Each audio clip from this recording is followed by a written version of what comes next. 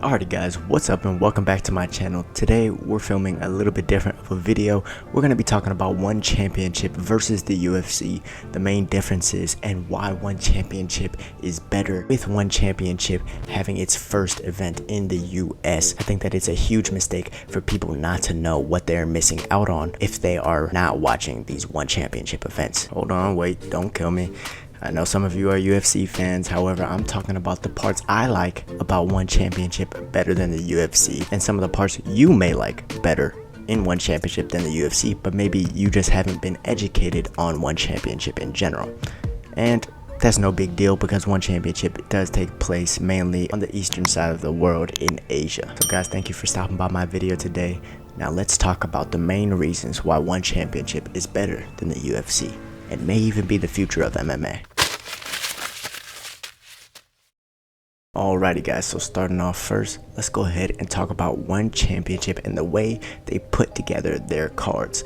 Now, we know that both of these organizations are for mixed martial arts, right? The premier sport in all of combat sports, right? However, one thing you should take into consideration when deciding which organization to watch or which organization you like better is how much do you really like martial arts? Because if you really like martial arts, you really enjoy the individual martial arts such as kickboxing, boxing, Muay Thai, Jiu-Jitsu, and you like all the different aspects of it, one championship may be for you. They have a large variety of different combat sports that take place on each card. So for an example, on one particular card, they may have 3 MMA events, 3 kickboxing events, 3 Muay Thai events, and 2 Jiu-Jitsu events. They like to mix up the combat sports that take place on their card. And not only do they mix up the rules and the sports of what takes place and the fights that take place, but the location and the area that they are competing in is also changed up. Sometimes they compete in a ring when they compete at Lupini Stadium, pretty much the Madison Square Garden of the eastern side of the world, or sometimes they compete in the cage like they did when they came to the US in Denver, Colorado, an event which I went to, by the way.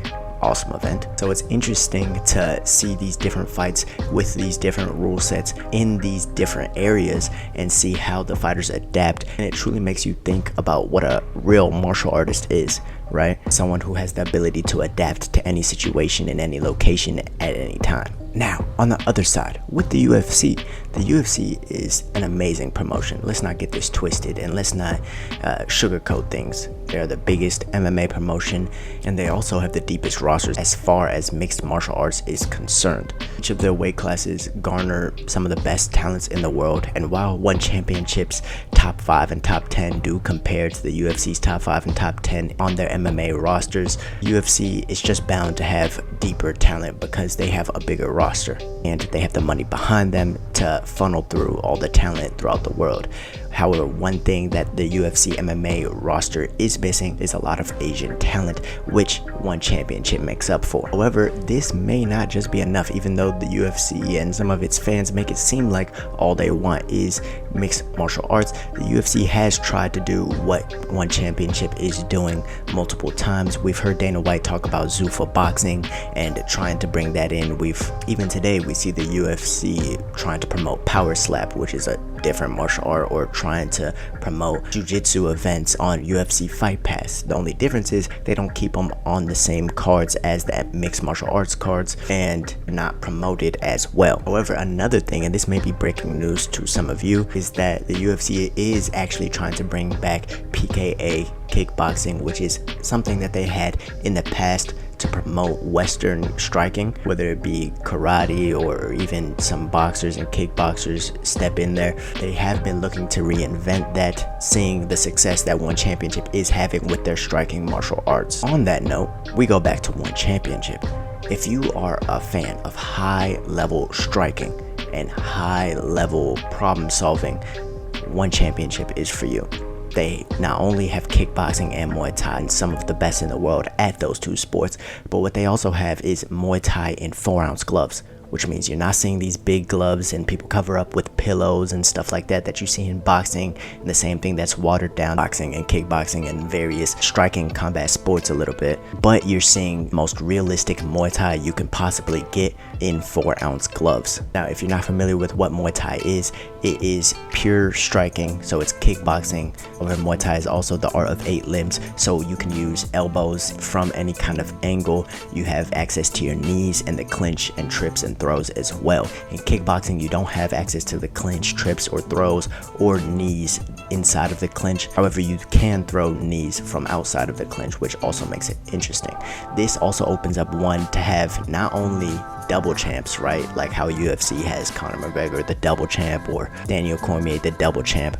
This isn't only fighters jumping weight classes, but you also get to see fighters jump into different sports and compete with the very best in the world outside of their own original disciplines. For an example, Roteng Jimma not only competes in Muay Thai, but he also competes in kickboxing as well. Stamp Fairtex competes not only in Muay Thai, but also in mixed martial arts as well. And I know we all know about the Demetrius Johnson and Roteng mixed rules fight. Because One Championship mixes up the combat sports that they use on every card, they can do very interesting matchups like this, which is also very exciting if you're a true fan of martial arts. So that little thing I told you about the UFC trying to get into these striking martial arts, and they're trying to implement kind of what One Championship is doing as well. One Championship just seems like they're ahead of their time, to be honest. Now, another thing I would like to discuss with you guys is the promotion of each of these two organizations. There's a clear difference in the way they promote their fighters, and this has a big deal to do with who the organizations are ran by.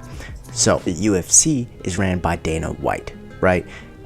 Western boxing fan, a guy who grew up loving boxing and hated how the sport of boxing was being watered down, and so he went into the realm of MMA. Dana White loves the drama, guts, and the glory of what boxing brings to the audience, which is why in the UFC you'll see people swinging wild haymakers, and it isn't always the most technical matchup between two of who are supposed to be some of the highest level of fighters on the planet. Dana White is also not a lifelong martial artist. He was previously trained in boxing. However, we have no knowledge of if he actually does jiu-jitsu or any other martial arts. Then again, he is a very busy man, right? So no blame comes to him.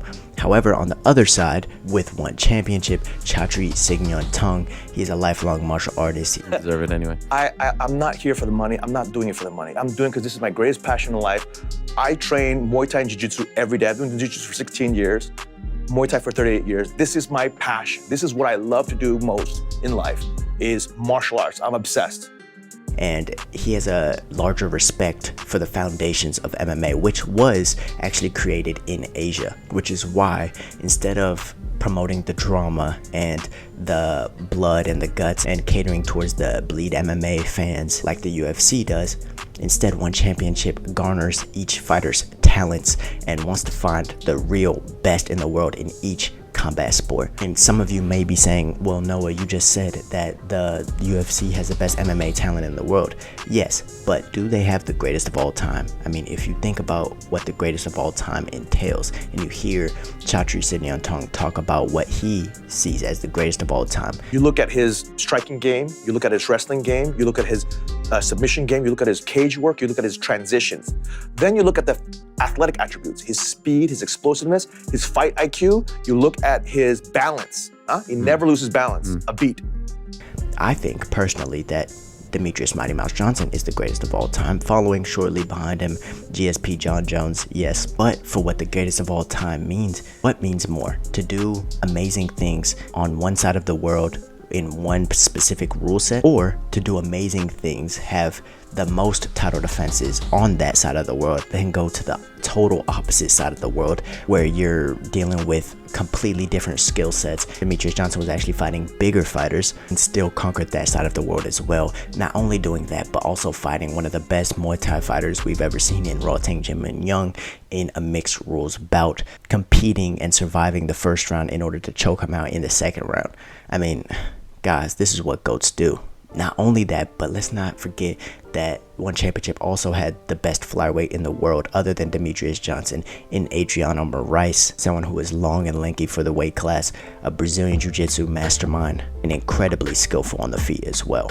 An 8-time reigning world champion in one championship. And Demetrius Mighty Mouse Johnson got knocked out the first fight, but then came back to win the second and third fight. So we've talked about the marketing of each promotion. We've talked about how one championship is more for the purist of martial artists, and how the UFC caters more towards the drama side of martial arts, and how each president in the two and each promoter in the two, Chatri Sityodtong and Dana White, influence both of the organizations. We've also talked about how one championship has mixed combat sports in their mixed martial arts cards, and how the UFC only has MMA on their cards. However, they're trying to copy what one championship is doing in different ways. However, to round off that section, we also have to talk about the slogans of each of these organizations, because the UFC is as real as it gets, right? So they're already telling you that they're catering to that drama. People are allowed to cuss, people are allowed to do whatever they want. You're gonna get the realist or most dramatic versions of these fighters, and that's how they try to promote their fights.